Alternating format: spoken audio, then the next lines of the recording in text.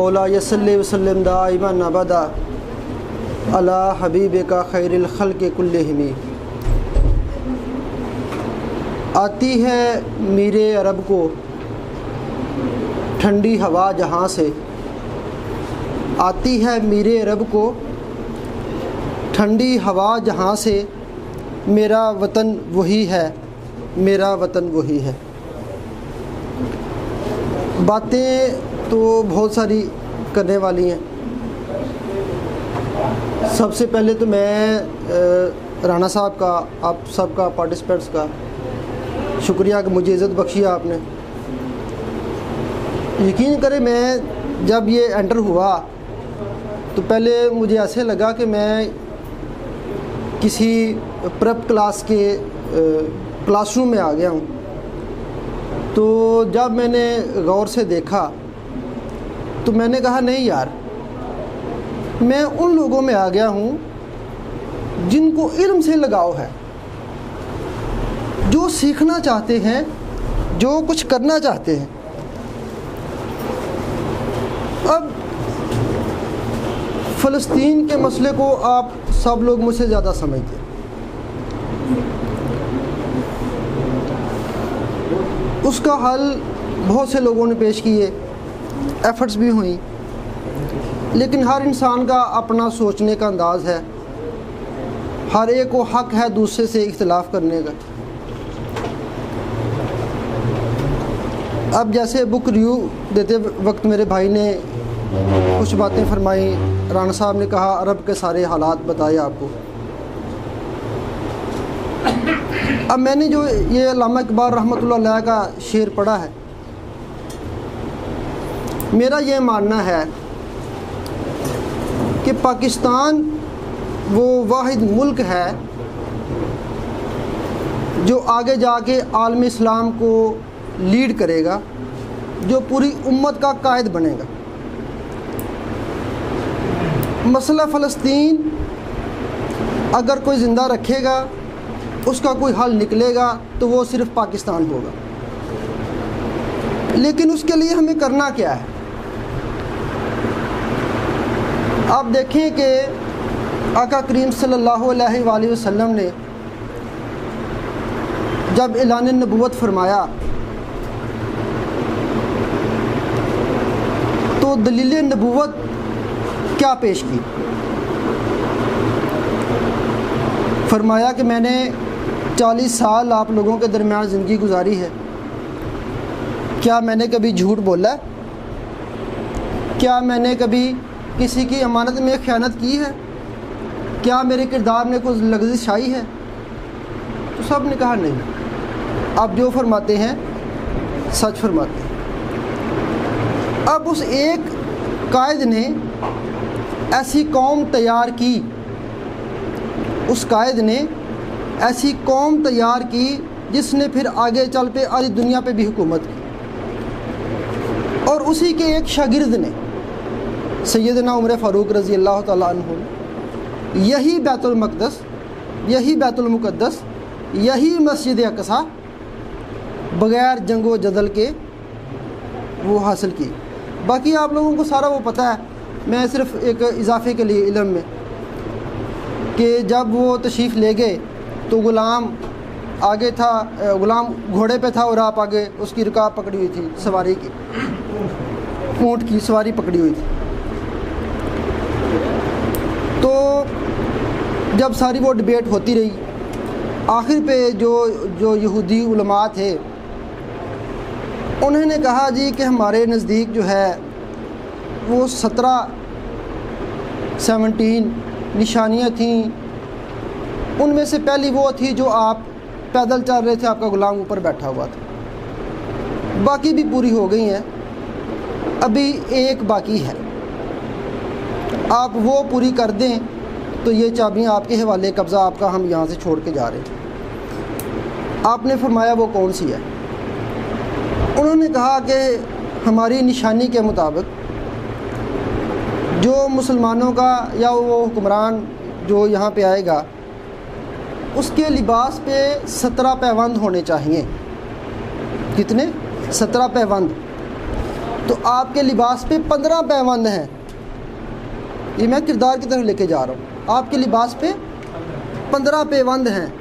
آپ رضی اللہ تعالیٰ عنہ نے دونوں بازو ایسی اٹھائی, ایک پیوند اس بغل میں, ایک پیوند اس بغل میں. انہوں نے کہا بھائی تو ہلا لو. تو آج ہمارا حال کیا ہے؟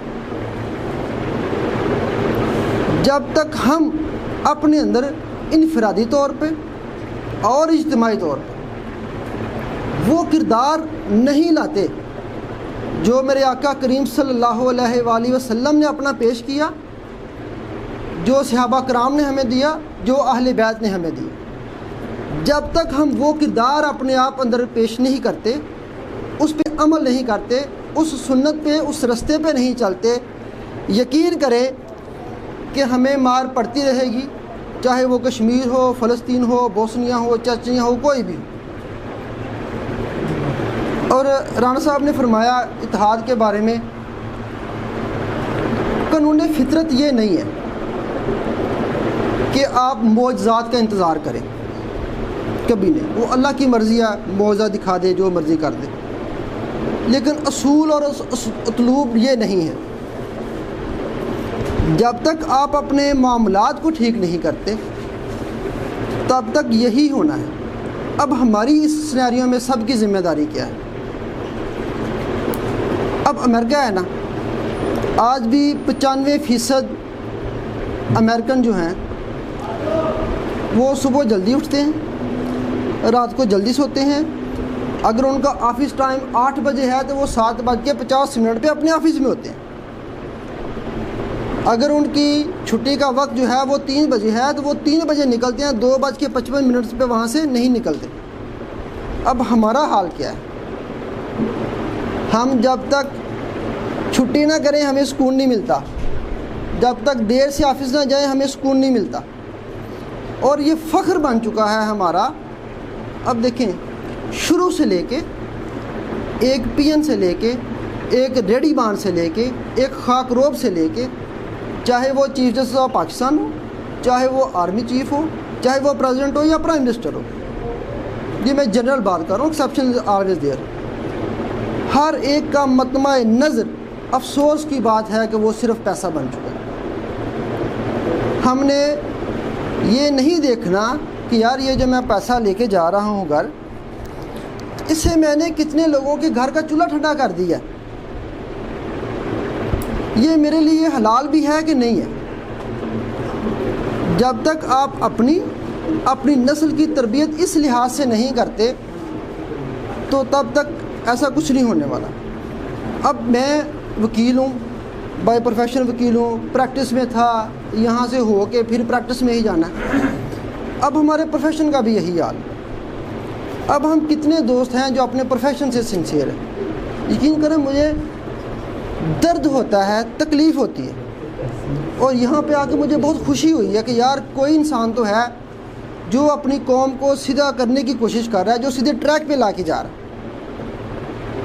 اب جب تک آپ یہ معاملہ ٹھیک نہیں کرتے, اب میں کہ ڈینگی جب وہ پیک پہ تھی تو وہاں پہ مجھے ایسے ہی کسی نے عزت بخشی, تو وہاں پہ جو ہمارے چیف گیسٹ تھے وہ تھے متعلقہ ڈسٹرکٹ کے ڈسٹرکٹ ہیلتھ آفیسر. اب مجھے نہیں پتا تھا, میں یہی باتیں ادھر بھی کر رہا تھا کہ یار ہمیں پہلے اپنا کردار سیدھا کرنا ہے تاکہ ہم اس قابل ہو سکیں کہ ہم لیڈ کر سکیں.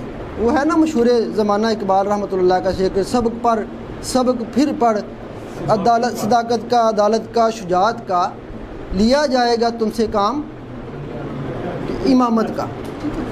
اب امامت اسی طریقے سے ملنی ہے جو اقبال رحمۃ اللہ فرما گیا. اب یقین کریں عرب, میں نے ایک حدیث پاک پڑھی تھی کہ عربوں کے بارے میں آپ وہ ایسے الفاظ استعمال نہ کریں, واللہ عالم وہ صحیح تھی یا نہیں تھی, لیکن میں احتیاط کرتا ہوں اس کے بعد. اب ان کی حرکات کی وجہ سے اللہ نے ان سے قیادت لے لی ہوئی ہے. باقی یقین کریں عرب اب قیادت نہیں کر سکتے مسلم امہ کی جب تک کہ وہ سیدنا امام مہدی کا دور اور عیسیٰ علیہ السلام کا دور نہیں آتا. اس سے پہلے جو کرنا ہے یقین کریں پاکستان نے کرنا, اور پاکستان تب تک کچھ نہیں کرتا گا جب تک ہم انفرادی طور پہ اور اجتماعی طور پہ اپنی کردار سازی نہیں کرتے، اور اس کردار سازی میں یقین کریں سب سے بڑا کردار ایک ماں کا ہے۔ اب بہنیں ساری بیٹھی ہوئی، سب سے بڑا کردار ماں کا ہے، باپ کا کردار کو میں ایکسکلوڈ نہیں کر رہا۔ آپ نے جب بچے کو یہ بتانا ہے کہ بیٹا آپ نے جھوٹ نہیں بولنا، بیٹا آپ نے چیٹنگ نہیں کرنی، بیٹا آپ نے کسی کا حق نہیں کھانا، اپنے بھائی کی چیز اگر اٹھائی ہے تو بھائی کو دو، یہ چھوٹی چھوٹی باتیں ہیں جو کل کو ایک لیڈر کی شکل میں سامنے آتی ہیں۔ تو ہمیں آج سے یہ تہیا کرنا چاہیے کہ ہم انفرادی طور پر اور جہاں جہاں پر بھی جائیں وہاں پر ہر ایک کی کردار سازی کی کوشش کریں، اپنی اصلاح سب سے پہلے کریں۔ تو میں زیادہ وقت نہیں لیتا، کچھ ویسے بھی مصروفیت ہے، تو انہی الفاظ کے ساتھ اجازت چاہوں گا کہ یہ کوشش جاری رکھیں علم و ادب کی اور روشنی پھیلانے کی، سیکھنے سکھانے کی۔ اللہ آپ سب کو حامی و ناصر ہو۔ السلام علیکم۔